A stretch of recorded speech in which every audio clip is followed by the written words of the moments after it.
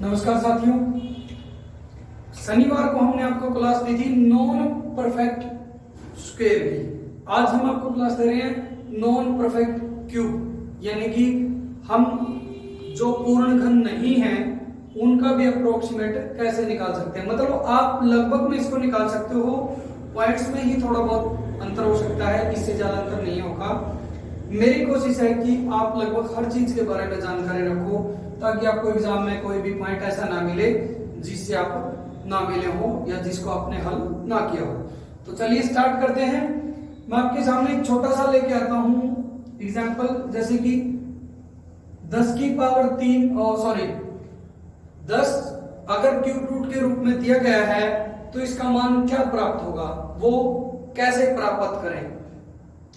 तो सबसे पहले आपको क्या करना है, 10 को ये देखना है किसके आसपास है, मतलब 10 के नजदीक जो है वो कौन सा घन है या कैसा घन है। जैसे कि 10 के आसपास की बात करूं मैं, बच्चे कहेंगे सर 2 का है, हमें 2 का नहीं लिखना, 2 की जो वैल्यू बनी है वो लिखनी है। जैसे कि 8, 2 की घन क्या होती है 8, तो आपको ये लिखना है वर्गमूल 8। ये इसके आसपास था इसलिए मैंने ले लिया, ठीक है।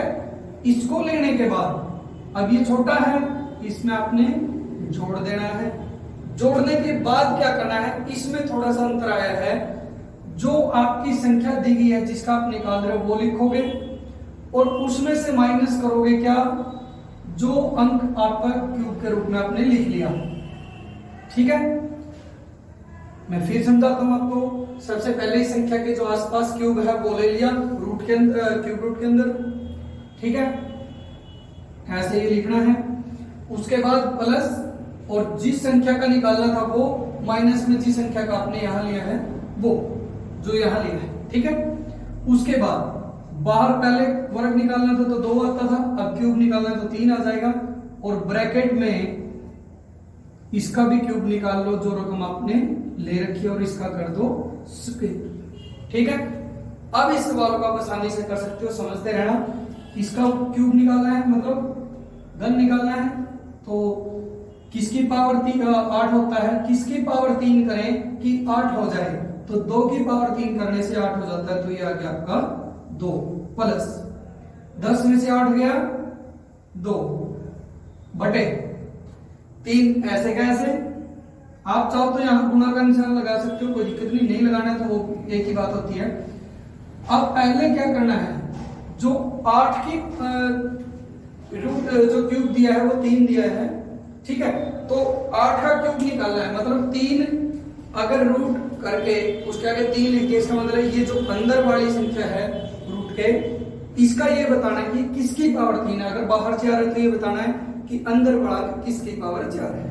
तो यहाँ 3 दिया है तो 8 किसकी पावर 3 है, अभी मैंने आपको बताया, आप बोले सर 2 की, ठीक है। अब इसके अंदर 2 आ गया तो उसका क्या करना है स्क्वायर, 2 का स्क्वायर करो कितना हो गया 4। किसी बच्चों को ना समझ आया तो फिर देख लेना। अब क्या ये करते हैं, बिल्कुल 2 एकम 2 और 2 दूना 4। मेरे पास अब आ गया 2 प्लस में 1/6। 2 प्लस में 1/6 का मतलब है अगर मैं 1/6 को सोल्व करूं तो लगभग मेरा मान आएगा 0. ये लगभग अप्रोक्सीमेट वैल्यू होती है।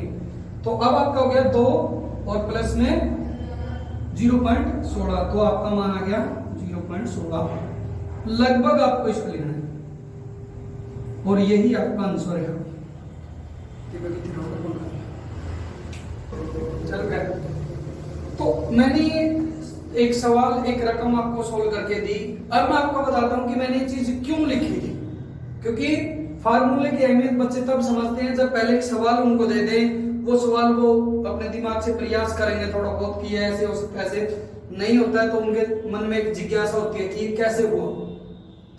तो देखिए एक फार्मूला मैंने यहां पुट कर दिया, x कोई संख्या दे रखी है जिसका हमें मान निकालना हो, ठीक है। तो x का क्यूबाइड निकाला, सॉरी x का क्यूब रूट निकाला था, तो कैसे चलेंगे हम, इसमें ऐसे मान के चलेंगे इक्वल एक y संख्या लेनी है। y संख्या वो कौन सी है, जो x के आसपास किसी भी संख्या का क्यूब हो। वो जो मान होगा क्यूब होगा वो आपने ऐसे लिखना है, y के रूप में लिख दिया, और उस y का हमें क्यूब निकालना पड़ेगा बाद में, सॉरी क्यूब रूट निकालना पड़ेगा। तो अभी हमें सिर्फ ये ऐसे इसी पोजीशन में लिखना है प्लस, क्योंकि ये मान। तो इसमें हम देखते हैं कैसे लेना है। सबसे पहले जैसे 10 एक संख्या थी जिसका हमें नॉन परफेक्ट घन बताना है, और ये आपको पता है कि नॉन परफेक्ट है, मतलब जिसका सीधा घन आप नहीं निकाल सकते, आपको याद नहीं है। तो अब आप क्या करोगे कि 10 के आसपास देखोगे कि किसका घन है, तो वो x हो जाएगी संख्या। जैसे 8 है, 8 हो गया हमारा x, सॉरी x हो गया आपका 10, और जो 8 है वो हो गया आपका y, ठीक है, क्योंकि ये पास वाली संख्या है। अब y ले ली, जो y आई है उसका घन निकालना है, सॉरी नॉन परफेक्ट घन वर्ग निकालना है, ठीक है। घन मूल निकालो, घन मूल से आपको वो संख्या प्राप्त होगी जिसका हमें अनुस्वर के रूप में इंतजार है, ठीक है। तो यहां से 8 हमने लिया प्लस, अब ये देखा कि जो संख्या दी गई थी और जो संख्या हमने आसपास लिया, उन दोनों में कितना अंतर है वो लिख दिया। जैसे कि 10 और ली थी संख्या हमने y के रूप में 8, तो दोनों का अंतर आ गया 2। अब पहले हम क्या करते थे, वर्गमूल निकालने में, नॉन परफेक्ट वर्गमूल निकालने में हमने किया था यहाँ पे 2, क्योंकि वर्ग में 2 वर्गों संख्या गुणा होती है। अब घन नॉन परफेक्ट घन मूल में हमें क्या करना है, 3 लेना है, क्योंकि ये संख्या 3 बार गुणा होती है। 3 ले लिया, ब्रैकेट में इसी संख्या का घन निकालना है और उसको, सॉरी घन मूल निकालना है और उसको स्क्वायर कर देना है, यानी कि उसकी पावर 2 कर देनी है, ठीक है। तो अब देखते हैं कैसे हुआ।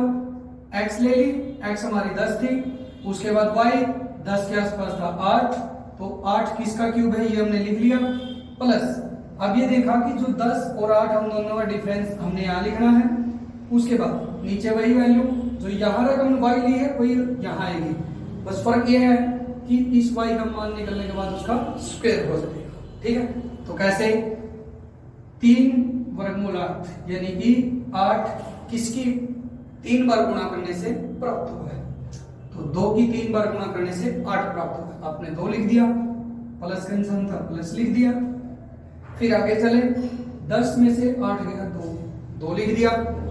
उसके बाद आपने देखा कि 3 ऐसे कैसे।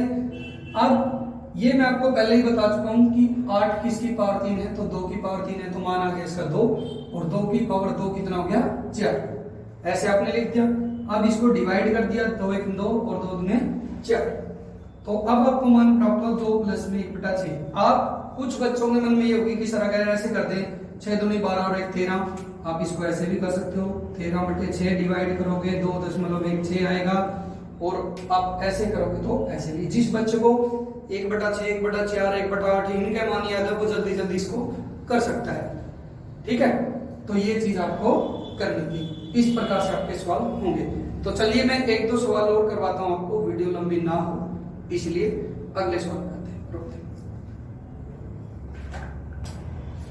तो एक सवाल और लेके आया मैं आपके पास, 1 और 2 सवाल हैं, इनसे आपको थोड़ा समझ आएगा। अब की बार मान लीजिए हम 70 का निकालते हैं, तो हमारी 70 जो है वो हो गया x। अब बात करते हैं 70 के आसपास का, तो 70 के आसपास किसका जाता है, 2 का क्यूब करोगे 8, 3 का करोगे 27 और 4 का करोगे 64, तो यहाँ पे आ गया 64। आप इसको ऐसा मत लिखना, ये लिखते रहना ताकि आपको ये याद रही होगी आपकी y। अभी आगे क्या लिखते थे आप, प्लस में लिखते थे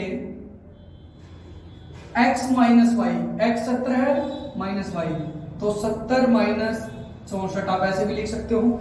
जिन बच्चों को टाइम कंज्यूम करना है वो इसको सीधा भी लिख सकते हैं माइनस करके, जिसकी कैलकुलेशन फास्ट है। फिर क्या लिखना है, 3 ब्रैकेट में 3 वर्गमूल 64 का स्क्वायर। तो मेरे प्यारे बच्चों, अब मैं आपको ये लिख के दिखा रहा हूं, अगले क्वेश्चन में मैं आपको ये लिख के नहीं दिखाऊंगा, जल्दी जल्दी समझाऊंगा।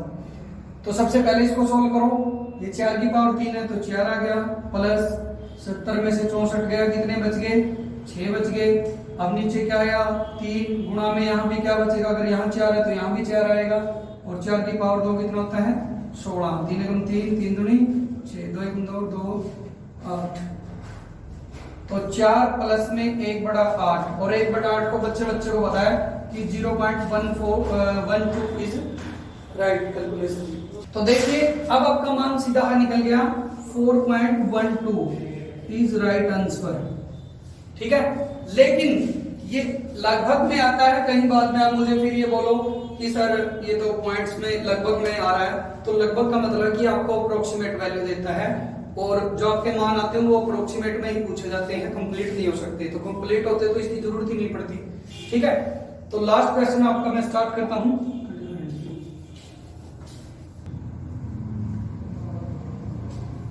तो ये एक नया सवाल मैंने आपको लिखा 227। अब इसको फास्टली करेंगे। 227 का सबको पता है, 227 के आसपास क्या होता है 216, किसका क्यूब होता है 6 का, तो आप सीधा भी लिख सकते हो 6। ठीक है, प्लस क्या लिखोगे 227।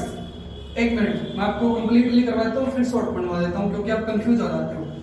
तो 216 ताकि आपको पता लगे मैंने ये चीज लिखी क्यों है। फिर 227 माइनस 216 बटे 3 ब्रैकेट के अंदर वर्गमूल 216 और उसका स्क्वायर, और यहां आप लिखते हो तो 6 प्लस फिर आपका क्या आ जाता है डिफरेंस आ गया 9 सॉरी 25 आना चाहिए भाई 25 था। ठीक है, तो डिफरेंस आ गया 9 क्योंकि इनका डिफरेंस 11 है जितना नहीं। तो अब आगे देखते हैं भाई कैसे। नीचे वही प्रक्रिया 3 ऐसे का ऐसे, नीचे सोल्व करोगे 6 की पावर 2 करोगे 36, 9 × 9 9 चौका 36, तो 6 प्लस में 1/12 और 1/12 को बच्चे को पता है कि 0.83 लिख सकते हो या 0.8 भी लिख सकते हो, आपकी मर्जी है।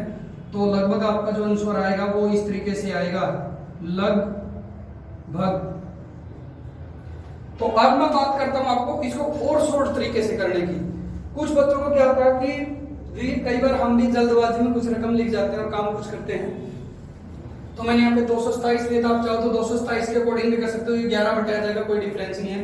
लेकिन मैंने 225 भी लिया था कि आपको पता चले कि परफेक्ट से शुरुआत अगर आप करते हो कि तो नॉन परफेक्ट भी आसानी से कर सकते हैं। ठीक है, तो इसको आप लेके चले, आपने देखा 225 आया, फिर हमने 216 उसके करीब ले लिया और दोनों का अंतर, उसके बाद ये। तो अब इसको शॉर्टली समझाता हूं, बिल्कुल शॉर्टली आप कैसे कर सकते हो 2-3 सवालों के बाद।